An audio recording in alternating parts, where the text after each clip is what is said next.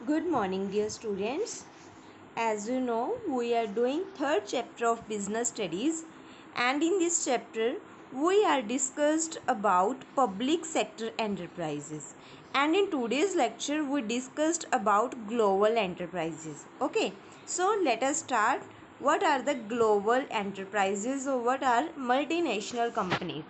So multinational companies or two different words, multinational word जो है वो दो वर्ड से मिलके बना है. First multi and second national. Multi means many, multi का मीनिंग है मैनी, बहुत सारी. नेशनल मीन्स कंट्रीज और नेशन. नेशनल का मतलब एक कंट्री नहीं, बहुत सारी कंट्री. तो सो मल्टी नेशनल मीन्स बहुत सारी कंट्रीज जिसमें इन्वॉल्व होती हैं. बहुत सारी कंट्रीज़ में लेन देन चलता है, परचेज सेल होती है.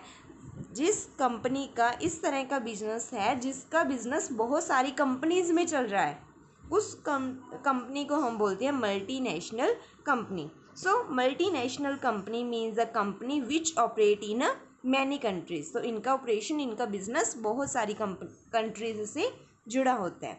Such a company has branches, factories, workshop in different countries. इनकी ब्रांचेज बहुत सारी कंट्रीज में होती हैं.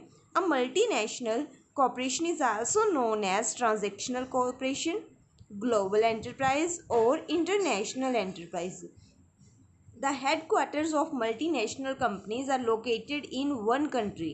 Headquarter means main जो हेड कंपनी है, हेड क्वार्टर है, वो सिर्फ एक कंट्री में ही होता है, बट उसकी ब्रांचेस, उसकी ऑफिसेज बहुत सारी कंट्रीज़ में होते हैं. And it carries business in other countries. वो जो होस्ट कंट्री है, जो वन कंट्री हेड क्वार्टर है, वो सभी को होस्ट करती है, मीन्स गाइडलाइंस देती है. The multi national companies get incorporated in home country. वो सारी कंपनीज उस होम कंट्री से, उस हेड क्वार्टर से जुड़ी होती हैं. फॉर एग्जाम्पल कोका कोला, हॉन्ड्री, Nike, Reebok, okay, L'Oreal, Sony, LG, Samsung. तो ये ऐसी कंपनीज हैं जिनकी ब्रांचेस बहुत सारी कंपनीज में हैं. Now what are the features of multinational companies? First one is giant size and huge capital resources. इस तरह की कंपनी का साइज बहुत बड़ा होता है और इनकी कैपिटल रिसोर्सेज भी बहुत ज़्यादा होते हैं. The assets and sales of multinational companies are quite large. तो इनके सोर्सेज बहुत ज़्यादा होते हैं, इनके पास एसेट्स बहुत ज़्यादा होती हैं, सेल परचेज भी इनकी डेली की बहुत ज़्यादा होती है. These companies operate on large scale. इनका बिजनेस बड़े लेवल तक चलता है. Their operations are so huge and sometimes their sale turnover exceeds the gross national product. कई बार तो ऐसे होता है इनकी टर्नओवर, इनकी सेल बहुत ज़्यादा हो जाती है और ग्रोस नेशनल प्रोडक्शन को भी ये क्रॉस कर जाती है. For example the physical assets of IBM. IBM एक कंपनी का नेम है, इंटरनेशनल बिजनेस मशीन्स. इनकी जो ट्रांजेक्शन्स हैं, इनकी जो सेल है वो $8 बिलियन से भी इंक्रीज़ हो गई थी एक बार. तो ये इनका साइज़ बड़ा होता है और इनके पास रिसोर्सेज भी बहुत ज़्यादा होते हैं. सो ये फीचर है. Second is centralised control. Branches बहुत ज़्यादा है. ओके, हमने ये पहले पढ़ा कि ब्रांचेस बहुत ज़्यादा हैं, बट इनको कंट्रोल करने के लिए एक हेड ऑफिस होता है, वही सारी ब्रांचेस को कंट्रोल करता है. तो अथॉरिटी, कंट्रोल सेंटर के हाथों में, मीन्स जो हेड क्वार्टर है. The branches of multinational companies spread in different countries and are controlled and managed from the headquarter located in home country. But manage control कौन करता है? मेन उसको headquarter ही control करता है. जो गाइडलाइंस हेडक्वार्टर ने दे दी वो सभी कंट्रीज़ को फॉलो करनी पड़ती हैं. Third is advance technology. Multinational companies make use of latest technology to supply world class product. तो इस तरह की कंपनीज नॉर्मल प्रोडक्ट नहीं बनाती, हाई फाई क्वालिटी की टेक्नोलॉजी यूज़ करती हैं ताकि हर कंट्री के लोग ही उससे सेटिस्फाइड हो सकें. Fourth is expansion of market territory. तो इसकी एक्सपेंशंस बहुत ज़्यादा होती है, मीन्स बहुत ज़्यादा कंट्री से इनका ट्रेड होता है, एक ही कंट्री में इनका ट्रेड नहीं होता. Fifth is oligopolist powers. Oligopoly means power in the hands of few countries only. Oligopoly का मीन्स है कि पावर एक के हाथों में, फ्यू कंट्रीज़ के हाथों में होती है.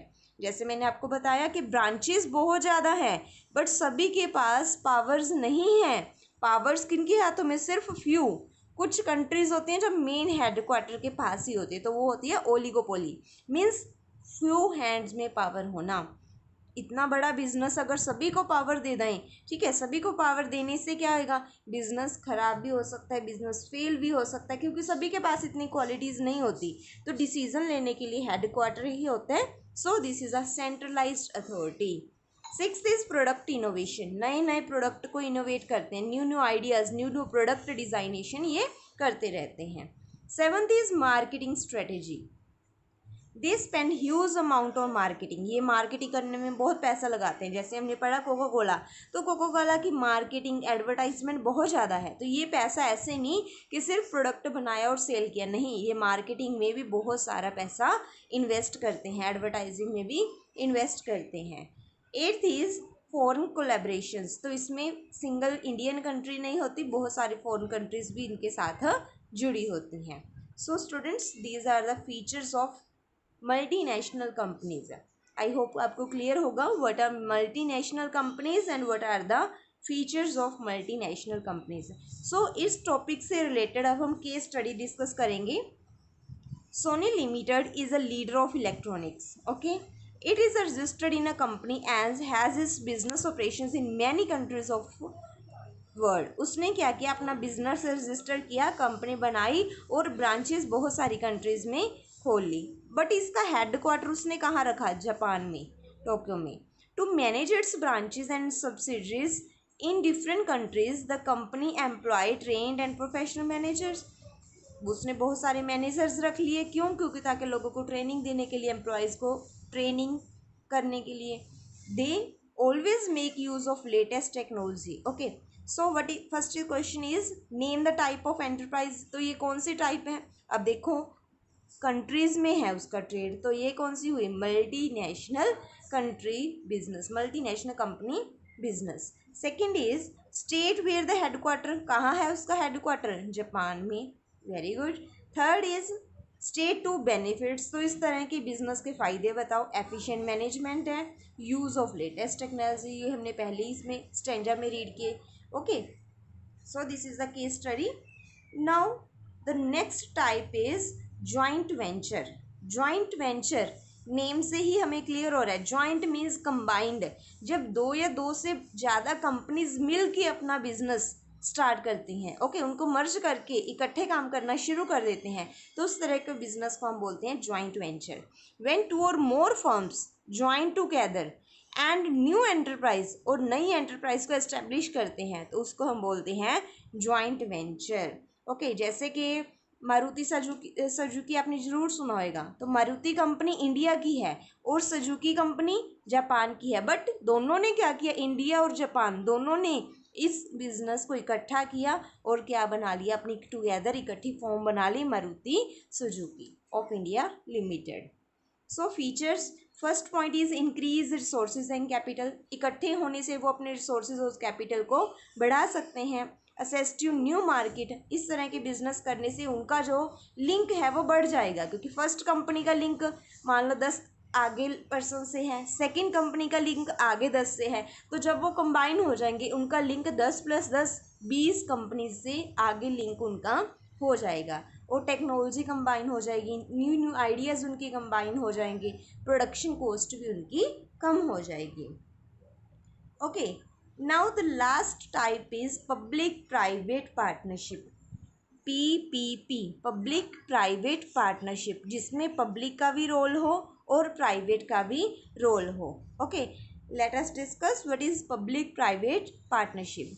Public private partnership is that partnership in which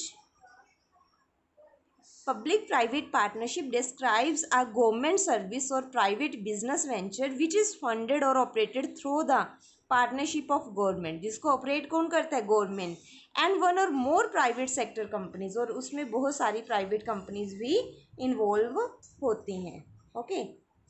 so these schemes are also referred as P3, तो मैंने आपको पहले ही बताया, इसको हम P3 से भी रेफर करते हैं। For example, a hospital building, a hospital building financed and constructed by a private developer and then leased to hospital authority. The private company act as a landlord and provide housekeeping services and other non-medical services, whereas hospital services are provided by the hospital authority, it means the government. For example ये इन्होंने ऐसे बताया कि मान लो आपका घर है, आपने घर बना लिया, तो वो आप प्राइवेट सेक्टर हुआ ना। हमने घर बनाया तो हम क्या हुए, प्राइवेट सेक्टर वाले। हमने अपना घर बना के उस बिल्डिंग को रेंट पे दे दिया गवर्नमेंट को। गवर्नमेंट को चाहिए थी, उसने वहाँ पे हॉस्पिटल खोलना था, तो उन्होंने हमारे से वो बिल्डिंग ले ली। तो वो क्या हुआ, हमारा प्राइवेट था, हमने अपनी बिल्डिंग बनाई तो प्राइवेट हुआ। जब हमने इनको सेल कर दिया तो वहाँ पे काम किस सेक्टर का हो रहा है, पब्लिक का, गवर्नमेंट का। तो प्राइवेट की बिल्डिंग और पब्लिक का काम, तो दोनों मिलके क्या हो गया, public private enterprise. Next features हैं, देखो first point, contract between public and private. तो इस तरह के बिजनेस में पब्लिक और प्राइवेट दोनों का आपस में कॉन्ट्रैक्ट होता है। कॉस्ट ऑफ यूजिंग सर्विस, अब देखो गवर्नमेंट वालों ने हॉस्पिटल लिया तो उसका किराया किसको मिलेगा, प्राइवेट सेक्टर को। तो दोनों का क्या हो गया, कॉस्ट ऑफ यूजिंग सर्विस तो पे करनी ही पड़ेगी। प्रोविजन ऑफ कैपिटल सब्सिडी, तो इस तरह के केस में गवर्नमेंट के द्वारा सब्सिडी भी प्रोवाइड की जाती है। So these are the features. Now let us discuss case study. To overcome the difficulties faced by public transport system, the government of India started metro project. तो पहले ही पता है आपको कि गवर्नमेंट ने जो ट्रांसपोर्ट में कमी आ रही थी उसको फेस करने में, तो उसने गवर्नमेंट ने मेट्रो का बिजनेस स्टार्ट कर दिया, मेट्रो को लॉन्च किया, मेट्रो प्रोजेक्ट को लॉन्च किया। In which the government involve private sector, उसमें किसकी पार्टिसिपेशन कर दी, प्राइवेट की। तो ये फर्स्ट क्वेश्चन है, स्टेट द एंटरप्राइज, ये कौन से टाइप की एंटरप्राइज है, PPP, पब्लिक प्राइवेट एंटरप्राइज, क्योंकि इसमें गवर्नमेंट भी है और प्राइवेट भी है। Second, name the PP providing metro service, कौन प्रोवाइड करते हैं ये service, DMRC, Delhi metro railway station. Okay, next is give any two features. तो फीचर्स मैंने आपको ऊपर करवाई हैं, तो कोई भी टू फीचर्स आपने राइट करनी है। स्टूडेंट्स, आपका यहाँ पे थर्ड चैप्टर कंप्लीट हो चुके हैं। अगर आपको इसमें कोई भी डाउट हुआ तो हम जूम मीटिंग में डिस्कस करेंगे। Okay, thank you.